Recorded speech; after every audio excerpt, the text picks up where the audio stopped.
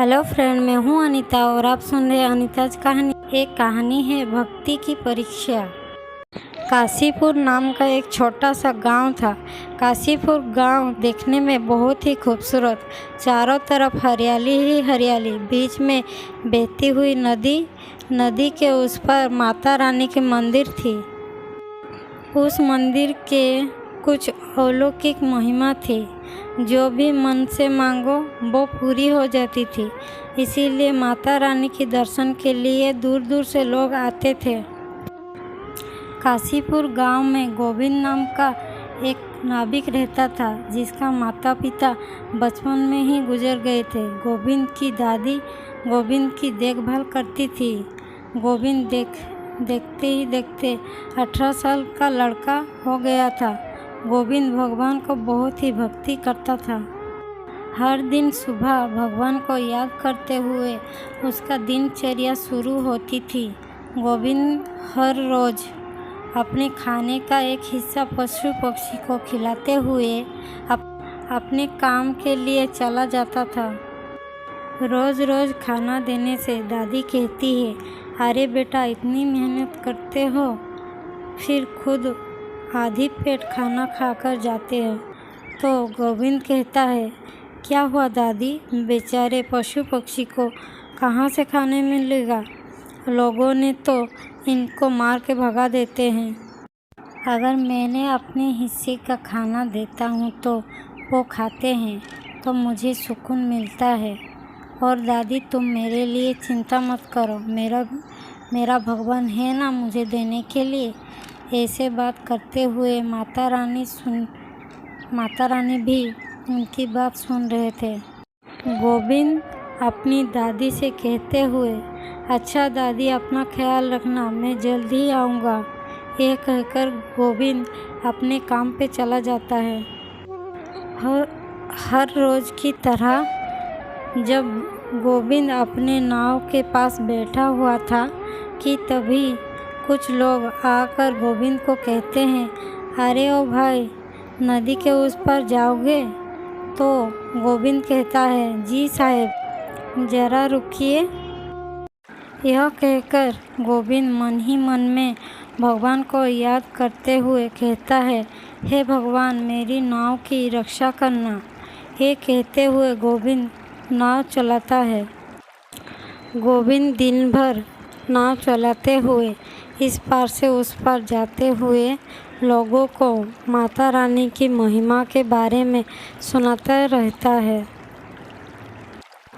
नाव चलाते हुए जो भी पैसा मिलता था, उसी पैसे से कुछ फल और खाने की सामान लिए घर जाता था। लेकिन हर रोज़ घर जाते समय कोई ना कोई रास्ते पे मिल जाता था। ऐसे ही एक दिन माता रानी गोविंद की परीक्षा लेने रूप बदल के आते हैं और गोविंद को देखकर कहते हैं, बेटा, कुछ खाने को मिलेगा? गोविंद कहता है, जी दादी, मेरे पास केले हैं, क्या आप खाओगी? हाँ बेटा, जोरों की भूख लगी है, जो भी है दे दो। माता रानी केला खाकर कहते हैं, अरे बेटा, और कुछ है तो दे दो, बड़ी जोरों की भूख लगी है। लेकिन दादी, तुम मेरे घर चलो, मैं तुम्हें भरपेट खाना खिलाऊंगा। ये सुनकर माता रानी गोविंद के घर धीरे धीरे चलते हुए जाते हैं। फिर गोविंद अपनी दादी को बुलाता है और ये कहता है, दादी, इस दादी को भी भूख लगी है, तुम जल्दी से खाना बना लो। यह सुनकर दादी गुस्सा हो जाती है और कहते हैं, गोविंद, तुम्हें क्या हर रोज़ कोई ना कोई मिल जाती है? तो गोविंद कहता है, अरे ओ दादी, ज़रा धीरे बोलो, कहीं वो दादी सुन न ले। तो दादी कहती है, सुनती है तो सुनने दो, खुद भूखे रहो और दूसरों को खाना खिलाओ। भला ये कहाँ आई है? देखो बेटा, मैं कह देती हूँ, ऐसे ही काम करवाना है तो तुम अपने लिए एक पत्नी ले आओ। वहीं पर खड़ी हुई माता रानी दोनों की बात सुनकर मुस्कुरा रहे थे। तो गोविंद कहता है, दादी तुम खड़ी क्यों हो? बैठ जाओ ना दादी। माता रानी गोविंद की बात सुनकर नीचे बैठ रही थी कि गोविंद कहता है, रुको दादी। गोविंद नीचे चटाई बिछा देता है और माता रानी को बैठने के लिए कहता है। माता रानी मुस्कुरा के बैठ गई कि तभी दादी खाना बनाकर लाती है। माता रानी खाना खाते खाते गोविंद से कहते हैं, बेटा और खाना चाहिए। ऐसे ही माता रानी और खाना चाहिए बोल बोल के सारे खाना ख़त्म कर देती हैं कि तभी दादी कहती है, गोविंद बेटा ज़रा इधर तो आना। सारे खाना ख़त्म होने के बाद माता रानी कहती है, अच्छा बेटा मेरा पेट भर गया, अभी मैं अपने घर चली जाऊंगी। तो गोविंद कहता है, अरे ओ दादी इतनी रात गए कहाँ जाओगी, तुम यहीं पर रुक जाओ। तो बूढ़ी माता रानी कहती है, नहीं बेटा मैं चली जाऊंगी, नहीं तो मेरा बेटा मुझे ढूंढता हुआ परेशान होगा। ये सुनकर गोविंद कहता है, अच्छा दादी ठीक है। बूढ़ी माता रानी जाने के बाद दादी कहती है, अब खाने के लिए कुछ नहीं है, अब पानी पियो और सो जाओ। कि तभी फिर से माता रानी एक लड़का के रूप लिए गोविंद के घर के सामने आते हैं और कहते हैं, अरे कोई है ज़रा बाहर तो आना। कि तभी दादी कहती है, जाओ देखो फिर कौन आ गया, अब तो खाने के लिए भी कुछ नहीं है। तो गोविंद कहता है, रुको दादी मैं देख कर आता हूँ।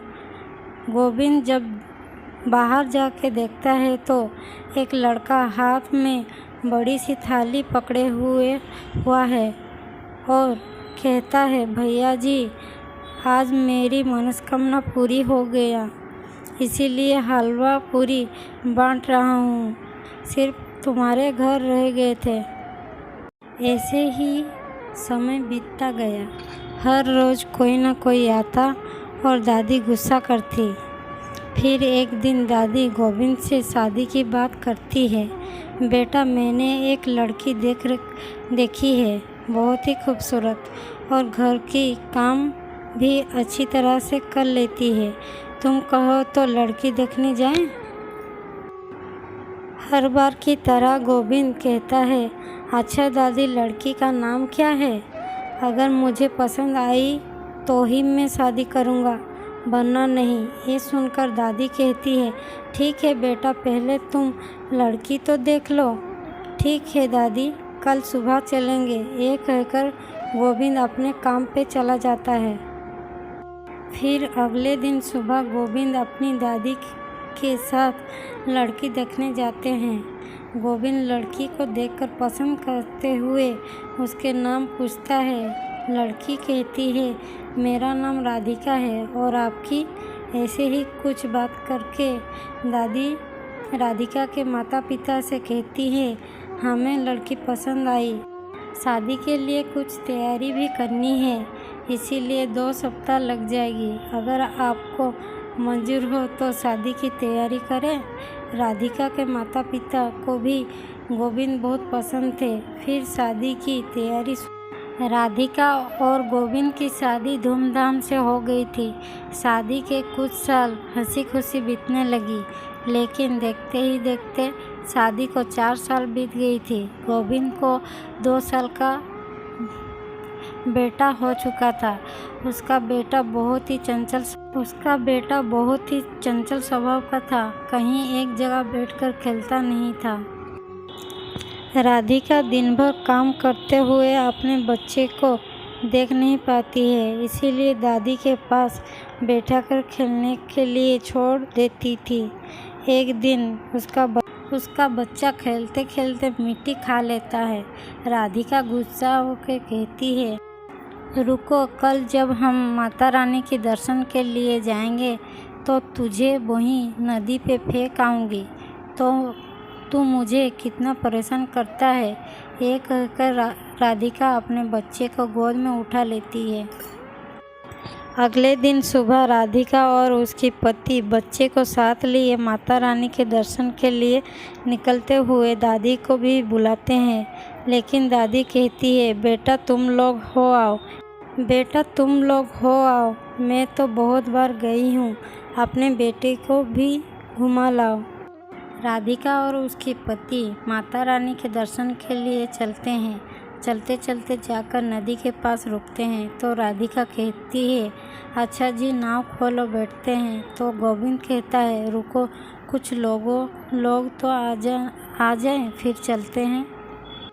राधिका अपने बेटे को गोद में लिए नदी के किनारे बैठती है। कुछ देर बाद बहुत सारे लोग माता रानी के दर्शन के लिए आते हैं। ये देखकर गोविंद नाव खोलता है। फिर एक एक होकर सभी लोग नाव में बैठ जाते हैं। हर दिन की तरह गोविंद नाव चलाते हुए माता रानी की कथा सुना रहा था कि नाव जाते जाते नदी के बीचों बीच नाव डगमगाने लगा कि तभी जोरों की हवा पवन भी चलने लगी। तो गोविंद माता रानी को बुलाने लगा, माता रानी रक्षा करो। और जोर जोर से हवा चलने लगी।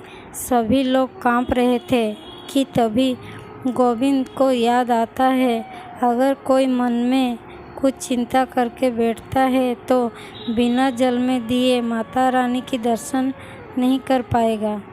ये बात जब गोविंद लोगों से कहता है तो, अरे भाई, तुम लोगों ने जल में कुछ फेंकने के लिए बोला था तो फेंक दीजिए, नहीं तो हम सब डूब जाएंगे।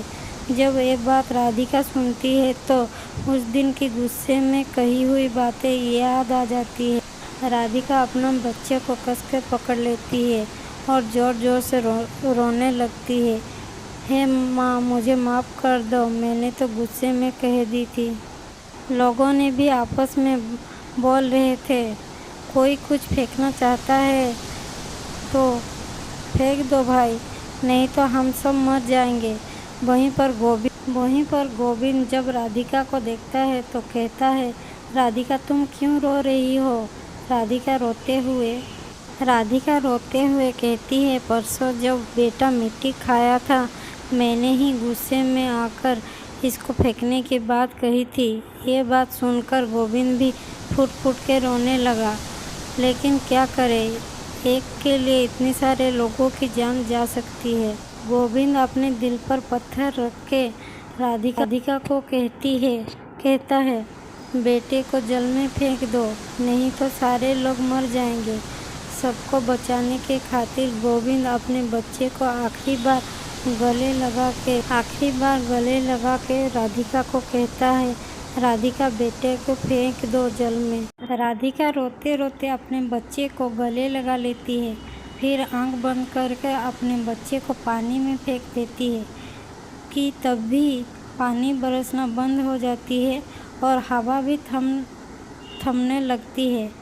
गोविंद भी रोते हुए नाव चलाते हुए सबको मंदिर के पास ले जाता है, लेकिन राधिका मंदिर के पास बैठकर और अपने बच्चे को याद करते हुए रोए जा रही थी कि तभी गोविंद समझाता है, राधिका मत रो, विधि का विधान कौन मिटा सकता है? जो होने वाला था वो तो हो चुका, अब हमारे हाथ में कुछ भी नहीं, सब ऊपर वाले की मर्जी। चलो अब उठो, घर चलते हैं। गोविंद नाव चलाते हुए सबको किनारे ले आता है। सब नाव से उतरकर अपने अपने घर चले जाते हैं, लेकिन गोविंद और उसकी पत्नी किनारे पर बहुत देर तक बैठते हैं और एक दूसरे से कहते हैं, जब दादी बेटे के बारे में पूछेंगे तो क्या कहेंगे? ऐसे ही सोचते हुए गोविंद और राधिका घर जा पहुंचते हैं। दादी कहती है, अरे तुम दोनों इतनी देर कहाँ रह गए थे? मुँह हाथ धो लो, मैं तुम दोनों के लिए खाना लगाती हूँ। ये सुनकर गोविंद और राधिका रोते हुए कहते हैं, नहीं दादी, रहने दो। रोते हुए दोनों कहते हैं, दादी हमारा बेटा, बस इतना ही। कहते हुए दादी कहती है, अरे बेटा तो कब से आकर सोया हुआ है, ये सुनकर गोविंद और राधिका चौंक जाते हैं और कहते हैं, क्या दादी बोल रही हो? जब राधिका और गोविंद सच में अपने बेटे को सोते हुए देखते हैं तो माता रानी की महिमा को समझ जाते हैं और दादी को नौ में जो कुछ भी हुआ सारी बात बताते हैं। तो दादी भी कहती है, हाँ, एक छोटा सा लड़का हमारे मुन्ना को छोड़ने आया था। शायद वो माता रानी ही थी। इतनी गहरी पानी में कौन मछली पकड़ने जाता था।